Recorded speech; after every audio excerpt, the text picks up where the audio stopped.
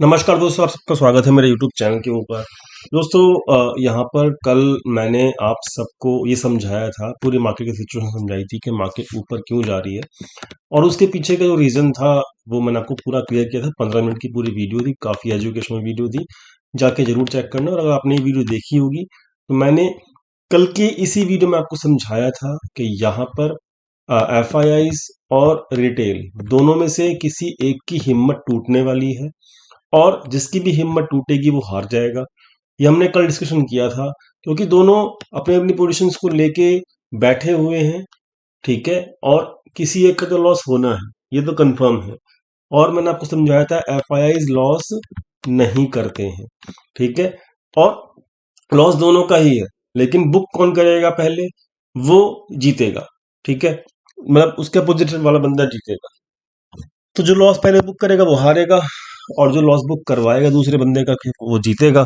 तो ये हमने कल डिस्कशन किया था, पूरा मार्केट के अंदर एक एक चीज आपको डिस्कशन करके बताई थी। तो अब फाइनली पहले मैं आपको एक चीज समझा देता हूँ कि बहुत सारे लोग ना यहाँ पे कमेंट्स में नीचे बोलते हैं कि अरे रिटेल के बुलिश पोजीशन है इस वक्त, और रिटेल का ये है, और बहुत ज्यादा उसमें क्या कहते हैं, मार्केट रिटेल चला रहा है। तो मैं आपको आज से, ठीक है, इस वीडियो के अंदर आपको रिटेल ट्रेडर्स की पोजीशंस भी बताऊंगा, ठीक है। और साथ में हम लोग आज से डेली बेसिस के ऊपर, ठीक है, FIIs की पोजीशंस टोटल मिला के कितनी है, कौन से लेवल पे बनी है, ठीक है, शॉर्ट भी और लॉन्ग भी, दोनों दोनों ऐसे रिटेल की, ताकि आप लोग जो कमेंट्स में लिखते हो कि भाई रिटेल तो मार्केट चला रहा है, या फिर रिटेल तो लॉन्ग बैठा हुआ है, या फिर रिटेल तो ये कर रहा है, या फिर रिटेल FIIs को बीट कर देगा, आपको उसका आंसर मिल सके, ठीक है। तो मैंने आपके लिए सुविधा कर दी है, और कल से हम, मतलब आज से ही, मतलब हम इस प्रोसेस को भी शुरू कर देंगे, और ये पूरा का पूरा निकल के आएगा। मैंने साथ में ये भी लिखा है कि भाई प्रॉफिट में कौन कितने प्रॉफिट में है, कौन कितने लॉस में है, ठीक है। तो सब चीज आपको यहाँ पे देखने को मिलेगी। तो चलिए शुरू करते हैं फटाफट से अपनी एनालिसिस को। पहले हम चलते हैं चार्ट्स के ऊपर। तो दोस्तों, चार्ट्स के ऊपर मैंने आपको कल कहा था, क्या कहा था, कि ये मार्केट को जबरदस्ती ऊपर लेके जाया जा रहा है। मार्केट वापस घूम के नीचे आनी है, लेकिन वो तब आएगी जब किसी एक, मतलब रिटेल में जब हलचल मचना शुरू हो जाएगी, ठीक है। तो दोस्तों वही हुआ, जब आज मार्केट ओवर स्ट्रेच हो गई, जब मार्केट गैप अप खुली और मार्केट को 18,100 के ऊपर रखा गया, काफी देर तक रखा गया, आज पूरा दिन रखा गया। तो जो शॉर्ट पोजीशंस थी किसकी, रिटेल की, तो वो पैनिक में आ गए रिटेल ट्रेडर्स, और उन्होंने आज क्या किया मैं आपको समझा देता हूँ। उन्होंने आज कुछ नहीं किया, उनकी जो शॉर्ट पोजीशंस थी वो लॉस उनका बढ़ गया रिटेल का, और वो पैनिक में भी आ गए। तो उन्होंने क्या किया, उन्होंने शॉर्ट पोजीशंस क्लोज तो नहीं करी, अभी भी वो लॉस में होल्ड है, लेकिन उन्होंने 18,100 के ऊपर क्या किया, लॉन्ग पोजीशंस के साथ उसको हेज करने की कोशिश की, और आज उन्होंने लॉन्ग पोजीशंस क्रिएट कर दी। जैसे ही उन्होंने लॉन्ग पोजीशंस क्रिएट करी रिटेल ने 18,100 के आसपास, मार्केट ऑलरेडी 100 पॉइंट नीचे आ चुकी है। तो मतलब ऑलरेडी लॉस जो है वो शॉर्ट पोजीशंस में है, जो कि बुक नहीं हुआ है, और साथ में जो लॉन्ग पोजीशंस क्रिएट की गई हैं 18,100 पे, उसमें भी वो लॉस अभी तक है। तो मतलब अब वो डबल फंस गए हैं, कौन, रिटेल ट्रेडर्स, शॉर्ट में भी लॉस और लॉन्ग में भी लॉस। समझ में आ गया, दोनों टाइप की पोजीशन, लॉन्ग और शॉर्ट दोनों में लॉस हो चुका है इस वक्त उनको। लेकिन एक FII नाम की जो मशीन है, या FII नाम का जो बंदा है, वो देखो उनकी जो पोजीशंस हैं साफ साफ है, उनकी लॉन्ग पोजीशंस जो है वो मात्र 7,000 है, बहुत ज्यादा लॉन्ग पोजीशन नहीं बना रखी, और एक तरफा व्यू है किसका, FIIs का। और अभी तक उन्होंने अपनी शॉर्ट पोजीशंस क्लोज ही नहीं करी। तो मतलब भारी FIIs के हाथ में क्या पोजीशंस है, शॉर्ट पोजीशन से, ठीक, जो कि इस वक्त 266 पॉइंट लॉस में चल रही है, ठीक है। शॉर्ट पोजीशन जो है 170 पॉइंट्स लॉस में चल रही है, किसकी, FIIs की, सॉरी रिटेल की, ठीक है। ये सारी स्टडी आपको समझा दी। अब आप कहोगे अरे इनकी तो ये 200 पॉइंट जो प्रॉफिट में भी चल रही है। मेरे भाई 200 पॉइंट प्रॉफिट में चल रही है, मान गए इतनी पोजीशंस हैं, लेकिन इन लॉन्ग पोजीशन से ज्यादा तो क्या है, उनकी शॉर्ट पोजीशंस है ना, पहली चीज। दूसरी चीज, क्या वो रिटेल ट्रेडर ये 200 पॉइंट का जो प्रॉफिट है वो बुक करेंगे, क्या वो बुक करेंगे इसको? ये बड़ा सवाल है।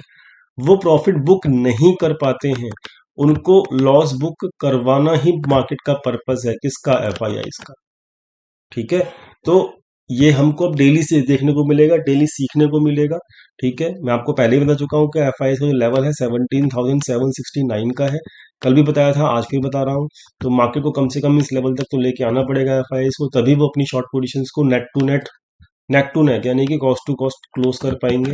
तो इसलिए मैं अभी भी इस ही वोट के साथ मैं आपके सामने हूँ इस वक्त, आज के वीडियो में भी, कि एफआईआई कम से कम इस लेवल इस लेवल तक मार्केट को जरूर लेकर आएगा। ठीक है, तो मुझे मार्केट में बहुत ज़्यादा अपसाइड नहीं लग रही है, पहली चीज मैं आपको ये भी बता देता हूँ। ठीक है, तो और मैं अपसाइड कोई भी ट्रैक या ट्रेड नहीं कर रहा हूँ, ये भी मैं आपको समझा देता हूँ। ठीक है, so I am with only FII. अब देखो रिटेल के साथ दिक्कत क्या है, रिटेल के साथ दिक्कत ये है कि उसका सेम लेवल पे लॉन्ग है और सेम लेवल पे शॉर्ट है।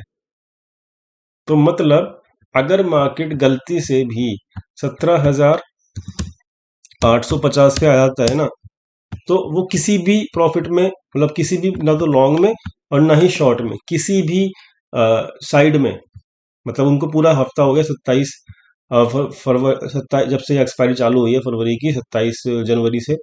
तो उनकी जितनी भी पोजीशन ये लॉन्ग की, जितनी भी शॉर्ट की, 850 मार्केट आ जाता है ना, तो वो ना तो उनका प्रॉफिट बचेगा लॉन्ग में और ना ही उनका प्रॉफिट बचेगा शॉर्ट। वो खाली हो जाएंगे। जो भी उनका प्रॉफिट इस वक्त दिख रहा है ना, ओवरऑल किस में दिख रहा है? इसमें दिख रहा है, लॉन्ग में दिख रहा है 200 पॉइंट का। तो अगर मार्केट 850 तक भी आ जाती है ना, तो ये प्रॉफिट धुल जाएगा, वो बुक करेंगे नहीं। मैं उनका बिहेवियर जानता हूँ। ठीक है, प्रॉफिट तो है बट बुक नहीं करेंगे। ठीक है, और साथ में जो शॉर्ट है, ठीक, जो साथ में शॉर्ट है वो कॉस्ट टू कॉस्ट रहेगा। तो ये क्या होगा, आप समझ गए ना, 850 पे मार्केट आते के साथ उनके हाथ में कुछ भी नहीं होगा, कुछ भी कैसा भी प्रॉफिट उनके हाथ में बचेगा ही नहीं। तो उम्मीद है, मेरे हिसाब से मार्केट एक बार 850 के लेवल के नीचे जाना चाहिए। ठीक है, 850 के आसपास एक अच्छा, मतलब लेवल है वो, जहां तक मार्केट को वो नीचे जरूर लेकर जाएंगे कौन एफआईआई लोग। और उनका जो एफआईआई का लेवल है वो ये है। क्लियर हो गई बात, सारी सिचुएशन समझ में आ गई।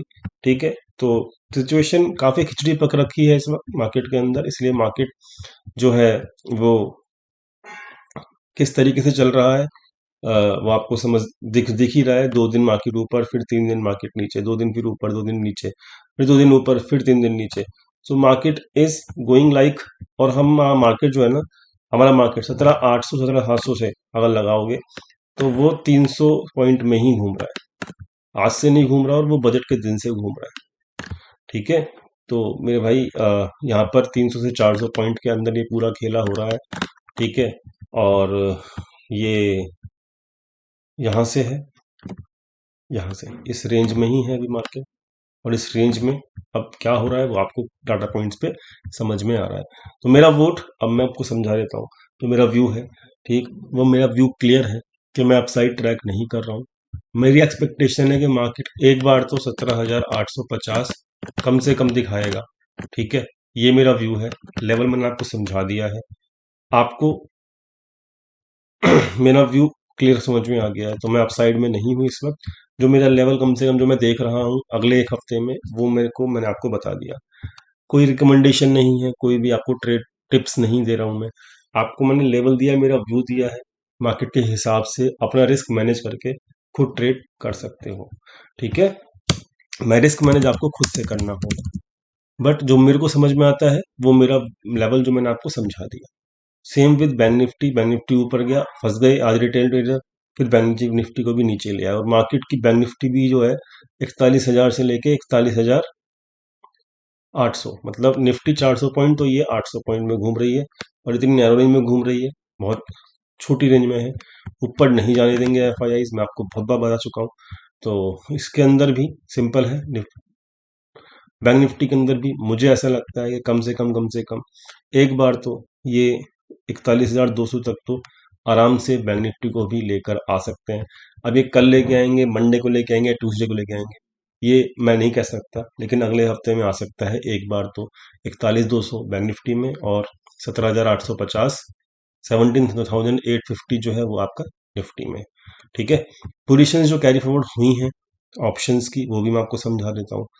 ऑप्शंस की पोजीशन जो मैंने आपको कल समझाया था कि कॉल राइटिंग कैरी करके गए हैं रिटेल ट्रेडर, आज इनको जब मार्केट गैप अप हुई इनको भी लॉस हुआ, अच्छा खासा लॉस हुआ, और इन बेचारों ने ऊपर के लेवल 18,100 के ऊपर ना इन बेचारों ने आज सुबह मॉर्निंग में ही पुट राइटिंग कर डाली।